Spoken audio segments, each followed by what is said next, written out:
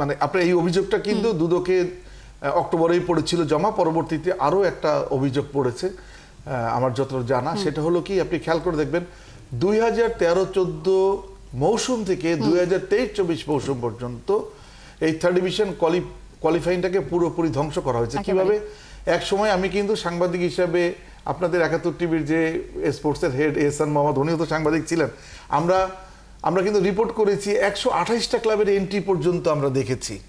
তখন তো regularly 50টা 60টা club একেবারে রেগুলার ঘটনা ছিল, সংখ্যা 60-এর নিচে আমি দেখিনি।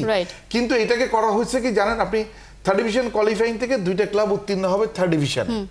থার্ড ডিভিশনে উত্তীর্ণ হইলে তারা হচ্ছে সিসিডিএম এর এনলিস্টেড হইল। আচ্ছা, পরবর্তীতে কাউন্সিলরশিপের যোগ্যতাও তারা অর্জন করবে, খুবই স্বাভাবিক এটা।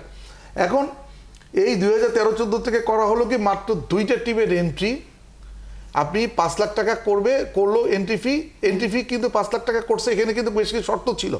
শর্ত হচ্ছে যে আপনার ক্লাবের নিজস্ব প্যাডে জমা দিতে হবে, তারপরে হচ্ছে তাদের নিবন্ধন থাকতে হবে অথবা নিবন্ধনের জন্য আবেদন সমাজসেবা অধিদপ্তরে করতে হবে, এবং হচ্ছে তাদের আপনার যে গঠনতন্ত্র জমা দিতে হবে, ক্লাবের স্থায়ী ঠিকানা থাকতে হবে, ক্লাব থাকতে হবে। আচ্ছা গেল এবং 5 লাখ টাকা হচ্ছে আপনার ব্যাংক ড্রাফট দিতে হবে। এই ব্যাংক ড্রাফট ছাড়া কোনো কিছু দেওয়া হয় নাই।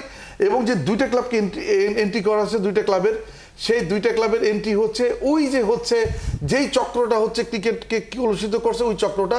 এবং আপনি দেখেন টোটালটাই হচ্ছে একটা লিমিটেড কোম্পানির একেবারে তারাই আর কি ঘুরে ফিরে। সে দেখেন এই 2013-14 থেকে শুরু করে 2023-24 পর্যন্ত আপনি এই 12 বছরে এখানে 11 বছরে আপনার 22টা ক্লাব উত্তীর্ণ হয়েছে, 3টা ক্লাবের অস্তিত্ব নেই, মানে 3টা ক্লাব করলে থার্ড ডিভিশনে অবনমন হচ্ছে, 19টা ক্লাব 18টা ক্লাব এরকম আছে আর কি এখন অবস্থা। এই প্রত্যেকটা ক্লাব হচ্ছে টোটালি একটা অবৈধ প্রক্রিয়া আসছে। কিভাবে? এমন আছে প্রথম 9 বছর 2টা করে যখন এন্ট্রি ছিল তখন টস করে চ্যাম্পিয়ন রানার্স আপ নির্ধারণ করা হয়েছে প্রথম 3 আসরে, এমন ঘটনা ঘটছে।